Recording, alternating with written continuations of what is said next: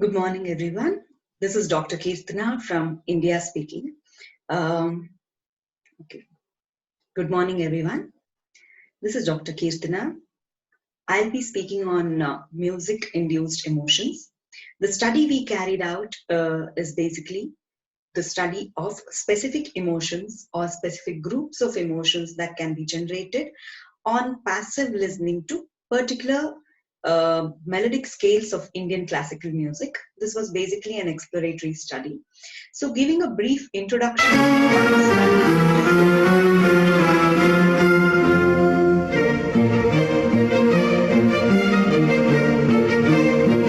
This is titled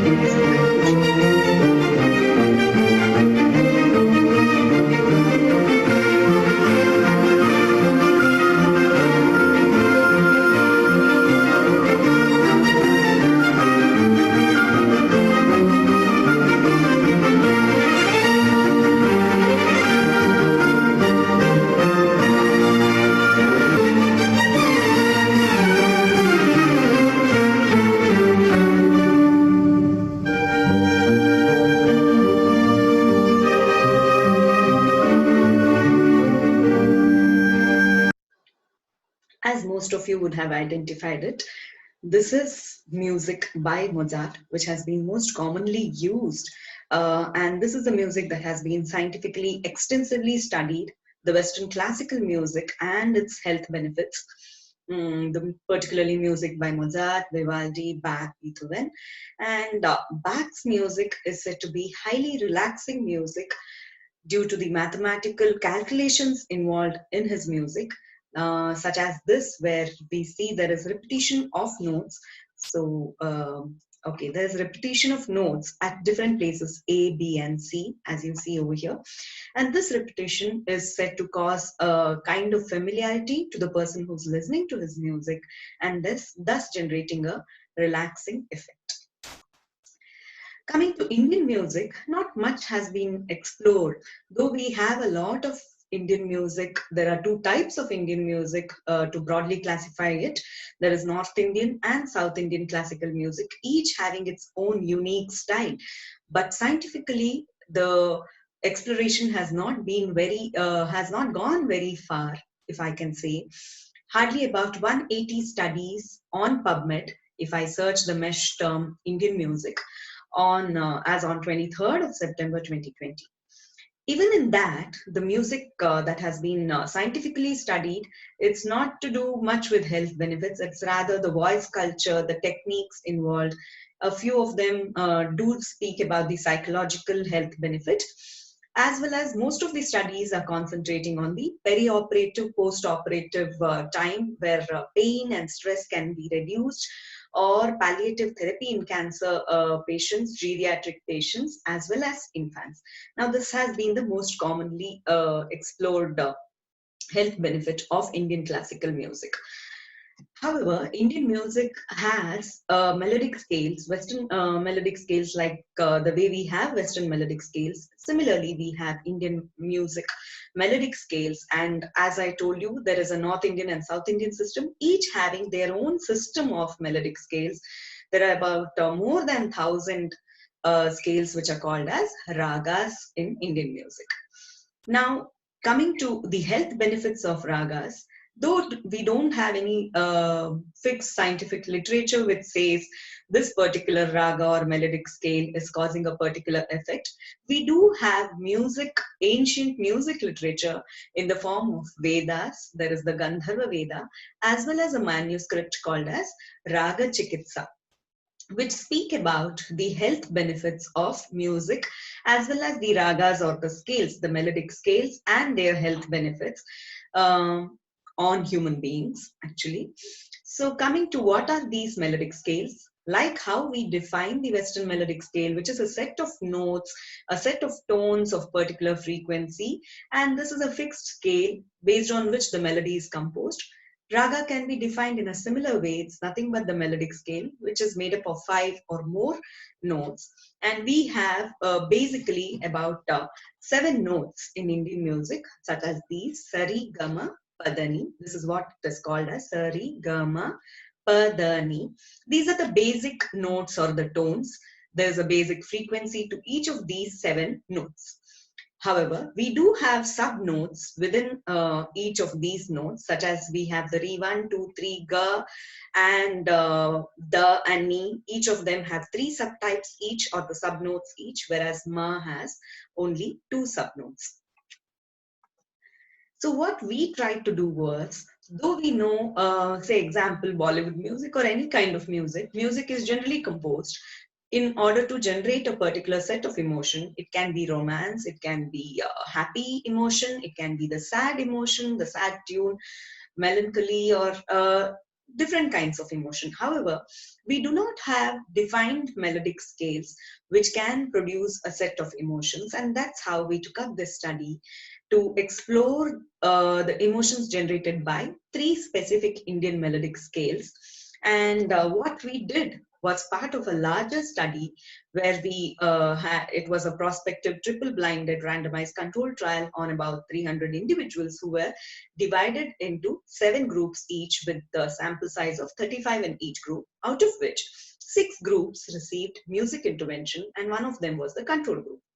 So today I'll be presenting the emotions that were caused by listening to 3 particular Indian melodic scales compared against a control group, that is the D group. So ABC will form the music intervention groups.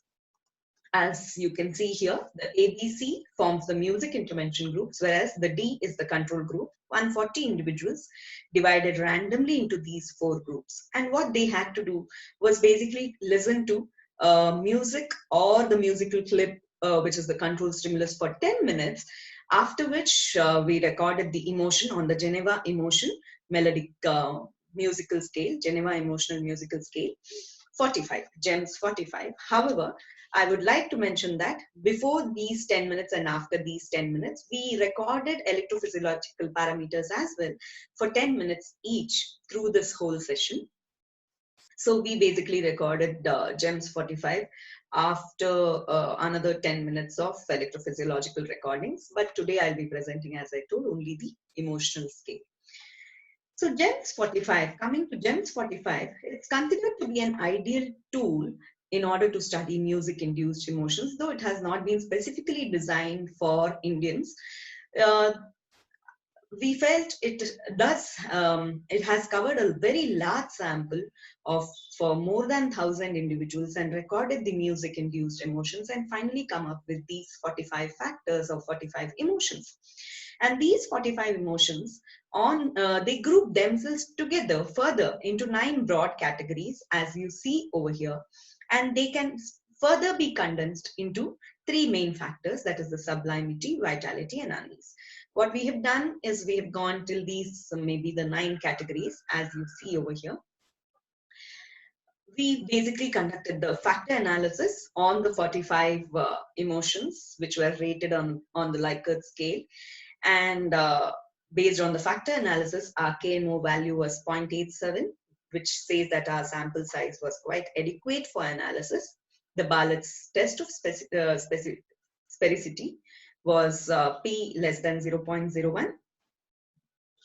0.001, which was significant, and it shows that there was a large amount of correlation between the factors and thus they can be grouped together. So they are ideal for factor analysis. As with any kind of factor analysis, eigenvalues of more than 1 was computed, and we saw that if we consider the whole group of 140 individuals, 9 factors were successful in explaining 67% of the overall variance. It is not very large. Ideally, above 80% is a good overall variance computation, but here it was explaining 67%. However, once we classified our whole group into 4 subgroups, A, B, C, D, we saw that each of these groups could explain more than 80% of the variance, and the factor numbers also increased. The number of factors or number of emotions that could explain this amount of variance also increased. So 11, 11, 13, and 10 factors respectively in each of these 4 groups. So this table basically shows you the overall almost all the 4 groups joined together, which was explaining 67% of the variance. And you see that we saw the eigenvalues, the high eigenvalues of more than 1, which was loading on 9 factors, as you see over here. And these 9 factors have the set of emotions which have grouped themselves together into each of the factors, such as example to tell you the grouping.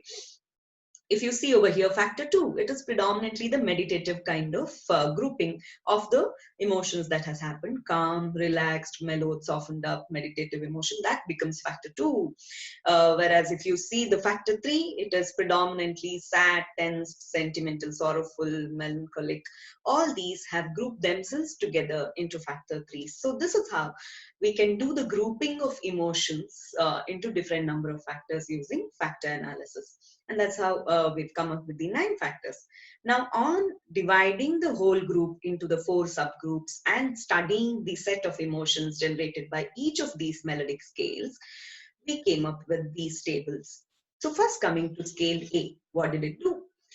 Scale A, it could explain to 11 factors could explain 83% of the variance with scale A, and the factors were 11 factors. However, here we present the top 9 factors again, which were loading more than 0.7 on factor loading.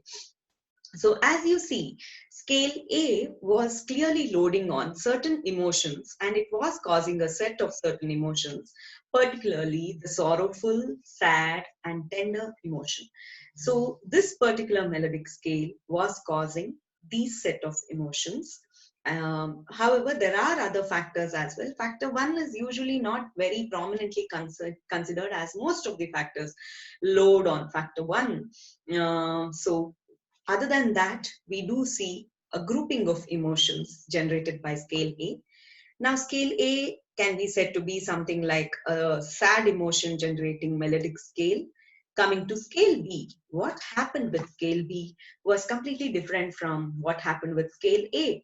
Though music does generate, now factor 1, I can say it is overall happiness or the joy that music listening produces, which is loading on the factor 1. Other than that, scale A specifically is loading on these 3 factors. Coming to scale B, which was quite different from what happened with scale A. Again, it was loading on about 11 factors, which was explaining 82% of the variance and presenting the top factors, which were loading more than 0.7. And if you see, scale B was generating this set of emotions, which was predominantly a meditative or a soulful kind of emotion, sensual emotion. The people were moved. They had a feeling of spirituality, transcendence. It did have a certain amount of tearful emotion as well. So you can see that scale B was generating a different set of emotion compared to scale A. Now let's see what happens with scale C. Again, there are more number of factors in scale C, which was loading more than zero point 0.7. So to present a few important ones, scale C was causing a group of emotions such as these. It was sensual, people felt moved, it was also melancholic, but a few emotions which was not there in scale A or B was nostalgic, feeling of wonder, and the person felt as though they were in love, as well as feeling of transcendence. So we can see that we do have a set of group of emotions that can be generated with each of these specific melodic scales. Now coming to the control group. What happened with the control group was we did have a set of factors which was loading more than 0.7, and we could see that a few new emotions that was with control group was dreaming, as well as an animated feeling, bouncy, feel like dancing, amazed feeling. Over here, I would like to say the control group was given a unique stimulus in our study. We didn't go with the white noise, which is or complete silence, because we were recording the electrophysiological parameters for 30 minutes long duration in the morning hours. There was high chances that the person slept. So the control stimulus which we used was, there was predominant silence over the mid 10 minutes of passive listening to the musical clip. However, every 2 minutes, there was some amount of birds chirping and rivers flowing, which was made to be heard by the people for a duration of 10 seconds. So overall in 10 minutes, the person heard it once in every 2 minutes. So overall, 50 seconds is what the subjects have heard, birds chirping as well as rivers flowing. However, it was predominant silence over 30 long minutes of duration. So obviously, this is what we felt, that it did result in a dreamlike state where the person might have felt sleepy, an animated state because the birds were chirping. It was a calm and natural music, which natural clipping which was played, natural sounds clipping which was played for the control group. And thus we saw a few set of emotions that were generated even in the control group. So to conclude the study, we see that specific emotions and the factor loadings vary with each melodic scale, which will further depend on the set of emotions, set of notes or the tones that are present in that particular respective scale. Now, what can be the implication of this kind of study is, broadly we can think that for psychological or behavioral therapy, we can use a set of melodic scales which can generate a few set of emotions. It can also be used in the advertising industry to generate a particular emotion in people's minds. One of the main limitations we felt through this study was that the control group, we didn't have complete silence, nor did we have a complete white noise. Maybe white noise would have caused a complete opposite kind of emotions in people. So maybe that would have been better, is what we are thinking as one of the limitations of this study. Future, we would want to actually next move on to the step where we analyze the musical components of every melodic scale and compare it with the emotion that is produced. And we also wish to analyze the correlation that has happened between these emotions and the electrophysiological changes in every subject we have studied in this project. So this project was funded by Indian Council of Medical Research, Government of India, as well as Rajiv Gandhi University of Health Sciences, Bangalore. These are my co-investigators as well as my research assistants who helped us to collect all these data. And finally, thank you all. I would strongly recommend or strongly request all of you to do pour in your suggestions and queries to this email ID. And that's me with all my music students over here.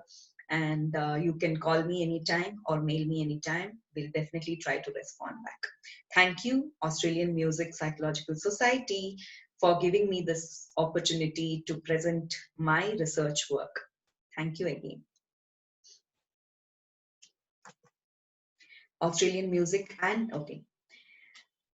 Thank you, Australian Music and Psychology Society, for giving me this opportunity to present our work in your forum.